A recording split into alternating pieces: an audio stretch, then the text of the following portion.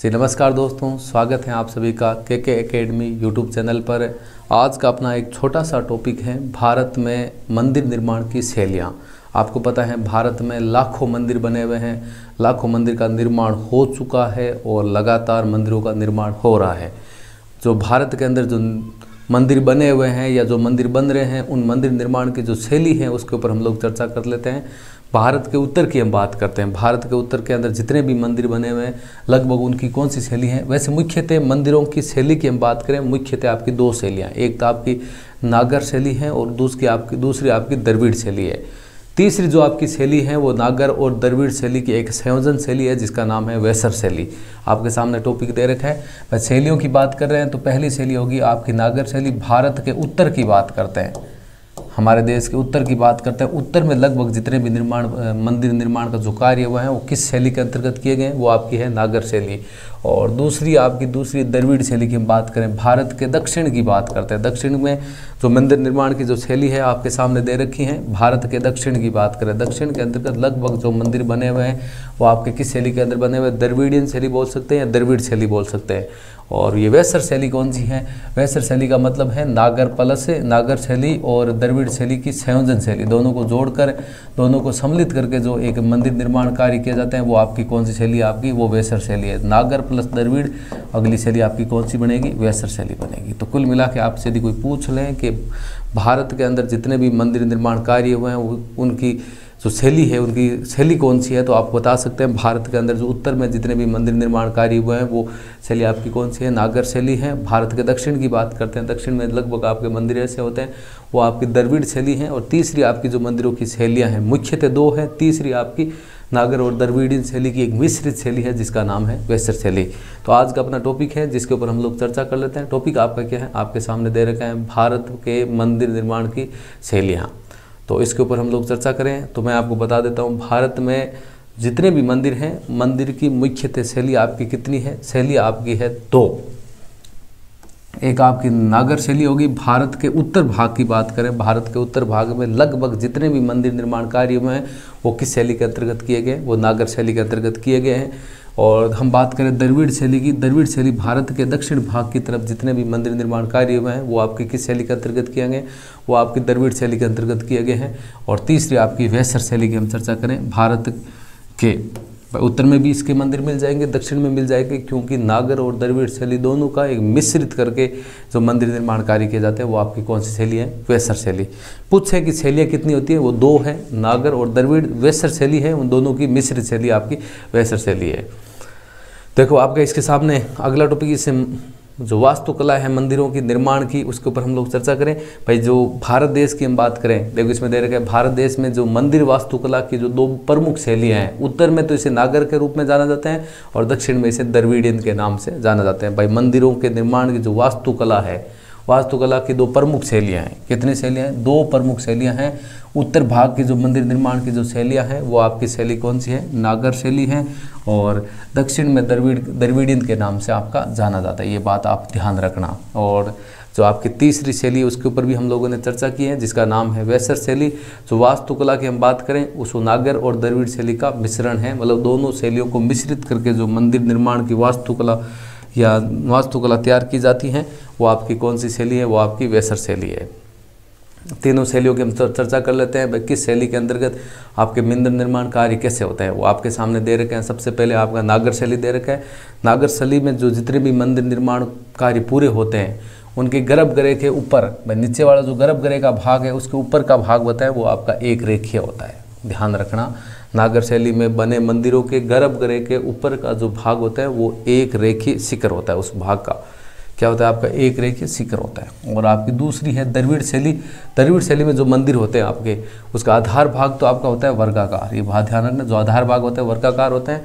जो गर्भगृह के ऊपर का भाग होता है शिखर भाग बोलते हैं, वो आपका या तो प्रिज्मवत होता है या आपका पिरामिड नुमा होता है। आप देखते हो अनेक प्रकार के फंक्शन होते हैं, प्रोग्राम होते हैं। 26 जनवरी मान लो, 15 अगस्त मान लो, बच्चों के द्वारा जो पिरामिड की आकृति करके जो संरचना तैयार की जाती है उसी को हम लोग बोलते हैं। आप लोग देखते हो पिरामिड, अलग अलग प्रकार के पिरामिडों की संरचना, तो उसी प्रकार का उसका ऊपर का भाग होता है। आपका आधार भाग आपका वर्गाकार होता है और गर्भगृह का जो ऊपर का जो शिखर भाग होता है वो नागर शैली में एक रेखीय होता है। इसमें आपका या तो आपका कैसा होता है प्रिज्मवत होता है द्रविड़ शैली में, या आपका पिरामिड नुमा होता है। और तीसरी आपकी जो वेसर शैली है उसमें मैंने आपको बता दिया वो आपकी नागर और द्रविड़ शैली दोनों शैलियों का एक संयोजन शैली है। अब बहुत सारे बच्चे कन्फ्यूज हो जाते हैं कि भाई नागर शैली के अंतर्गत जो मंदिर निर्माण होता है वो होते कैसे, मैंने आपको बता दिया। जो उसका गर्भगृह का ऊपर भाग होता है वो जो ऊपर का शिखर होता है वो आपका एक रेखीय होता है, इस प्रकार सीधा एक रेखीय होता है। और तो द्रविड़ शैली होती है उसमें जो आधार भाग तो बता दिया वर्गाकार होता है, गर्भगृह का ऊपर जो शिखर भाग होता है प्रिज्मवत, आपने कक्षा 10th में प्रिज्म से प्रकाश का अपवर्तन की घटना पढ़ी होगी, या तो प्रिज्मवत होता है या आपका पिरामिड नुमा आपका होता है। और वेसर शैली की चर्चा कर चुके हैं। तीनों मंदिरों की बात करें, मंदिर मैंने आपको दिखा दी, ये आपके सामने दे रखे हैं। जो ये आपका ये मंदिर दे रखे हैं, ये मंदिर हैं वो किस शैली के हैं, ये आपके हैं नागर शैली के। भारत के अंतर्गत भारत के उत्तर में जो मंदिर निर्माण की वास्तुकला की जो शैली है वो आपकी कौन सी है, वो आपकी नागर शैली है। और इधर की जो दक्षिण भाग की हम बात करें वो आपकी द्रविड़ शैली, द्रविडियन बोल सकते हैं, द्रविड़ शैली बोल सकते हैं, बीच वाली दोनों की मिश्रित शैली जिसको हम लोग बोलते हैं वेसर शैली। नागर और द्रविड़ दोनों शैली की मिश्रित शैली आपकी वेसर शैली होगी। और नागर शैली उत्तर के भाग में जितने भी मंदिर निर्माण कार्य हुए हैं वेसर शैली के अंतर्गत हैं। द्रविड़ शैली आपके दक्षिण के अंतर्गत जितने भी मंदिर निर्माण कार्य हुए हैं। देखो भारत में मंदिरों की 3 शैलियों का जो पार्श्व दृश्य है वो आपको मैं दिखा देता हूँ। जो ये आपके मंदिर आपके सामने दिखाई दे रहे हैं, चाहे ये मंदिर हो, एक मंदिर के अंतर्गत भी 3-4 भाग बने हो सकते हैं। ये वाला हो गया, ये हो गया, ये हो गया, ये हो गया। ये आपकी जो मंदिरों की शैली, इस प्रकार के मंदिर आपको उत्तर में मिलते हैं, वो आपकी शैली कौन सी होती है, नागर शैली होती है। नागर शैली के अंतर्गत आपके ये मंदिर होते हैं, ठीक है। उसके बाद हम बात करें भारत के दक्षिणों की बात करें, दक्षिण में जो आपकी शैली है ये बीच वाली है, देखो ये दिखाई दे रहा है ना आपको, ये वाला मंदिर, ये आपकी कौन सी शैली है, ये आपकी द्रविड़ शैली है। दक्षिण के अंतर्गत जो आपके मंदिर निर्माण होते हैं ऊपर की आकृति या तो आपकी प्रिज्मवत होती है या आपकी पिरामिड नुमा होती है। ये जो मंदिर निर्माण की जो शैली है वो आपकी कौन सी है, वो आपकी हो गई द्रविड़ शैली। और तीसरी आपकी जो वेसर शैली के अंतर्गत जो मंदिर निर्माण कार्य होते हैं, ये देखो आपके तीसरे नीचे वाले ये मंदिर निर्माण दे रखे हैं, ये आपकी वेसर शैली के अंतर्गत है। वेसर शैली के अंतर्गत जो आपका निर्माण किया गया है वो एक प्रकार का द्रविड़ शैली और नागर शैली को मिलाकर आपका किया गया, ये आपको मैं बता देता हूँ।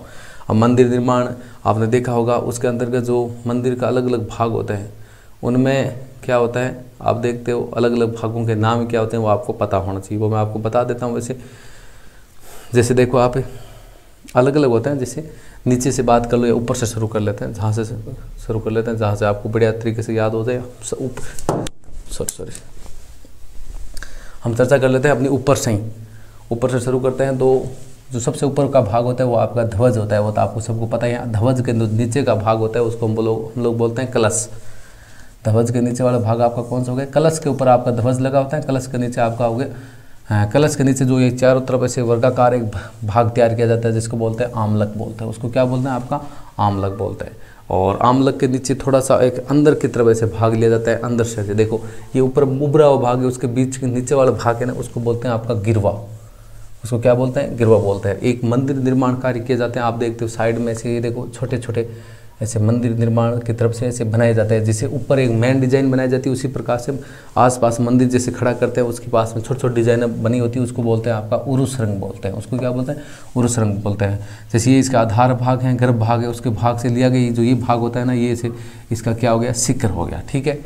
और ऐसे मैंने आपको बताया था अभी एक मंदिर के साथ में मंदिर छोटे छोटे और भी उस मंदिर में डिजाइनें बनी जाती है। ये जो मंदिर है आपका नागर शैली के अंतर्गत जो मंदिर है, इसमें जो ये मंदिर और ये वाला एक महामंडप, इसको बोलते हैं आपका महामंडप। महामंडप और जो ये मेन मंदिर बना हुआ है उसके बीच के भाग को हम लोग बोलते हैं आपका अंतराल बोलते हैं।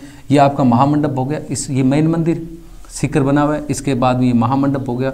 महामंडप का जो अगला भाग होगा उसको बोलेंगे हम लोग अर्धमंडप बोलेंगे, उसको क्या बोलेंगे, अर्धमंडप बोलेंगे। अब जो अर्धमंडप ये बने हुए हैं इनके बीच में देखो थोड़े थोड़े ये जगह बनी हुई, आगे का भाग होता है ये वाला भाग, इसको बोलते हैं आपका कपोत बोलते हैं। और ये जो मेन मंदिर है उसमें ये जगह दिखाई दे रही है, ये आपका हो गया गर्भगृह, ये आपको इसका गर्भगृह दे रखा है। पीछे का भाग होता है जो गर्भगृह के नीचे पीछे का भाग होता है उसको बोलते हैं आपका झंगा बोलते हैं। और जहाँ से मंदिर निर्माण कार्य शुरू होता है सबसे नीचे वाला भाग हो गया अधिष्ठान, और उसके थोड़ा सा ऊपर वाला भाग हो गया आपका जगती भाग हो गया, ठीक है।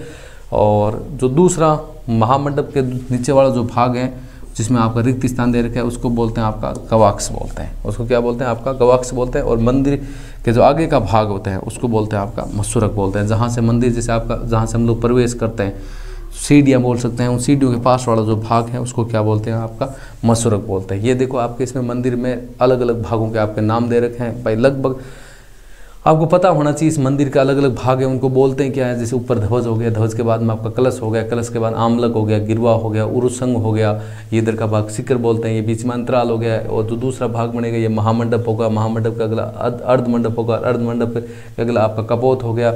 और महामंडप के बीच में जो रिक्त स्थान दे रखा है उसको बोलते हैं आपका गवास। मेन मंदिर दे रखा है उसमें जो आपका खालिस्तान बीच में एक जगह दे रखी है, वैसे जगह होती है आपकी छोटी छोटी जगह बनी होती है, उसको बोलते हैं आपका गर्भगृह। पीछे का भाग आपका जंगा बोलते हैं, जहाँ से मंदिर निर्माण कार्य शुरू करते हैं उसको अधिष्ठान बोलते हैं। थोड़ा ऊपर वाला भाग आपका जगती हो गया, और जहाँ से सीढ़ियाँ हम लोग मंदिर में प्रवेश करते हैं वहाँ का आगे का भाग हो गया वो मस्तूरक बोलते हैं।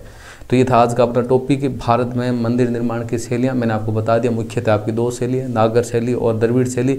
और तीसरी शैली आपकी दोनों की मिश्रित करके संयोजन करके एक शैली का निर्माण किया गया जिसको हम लोग बोलते हैं आपकी वैसर शैली। और वैसे मुख्यतः कितनी शैलियाँ? 2, उत्तर की नागर शैली और दक्षिण की आपकी द्रविड़ शैली। उम्मीद करता हूँ कि भारत में मंदिर निर्माण की जो शैलियाँ हैं, बात करें नागर शैली की, द्रविड़ शैली की और वैसर शैली की, बढ़िया तरीके से आपको समझ में आई। वीडियो अच्छा लगा तो लाइक ज़रूर करें, और हमारे इस के एकेडमी के यूट्यूब चैनल को लाइक करें, शेयर करें और सब्सक्राइब करें। Thank you. जय हिंद, जय भारत।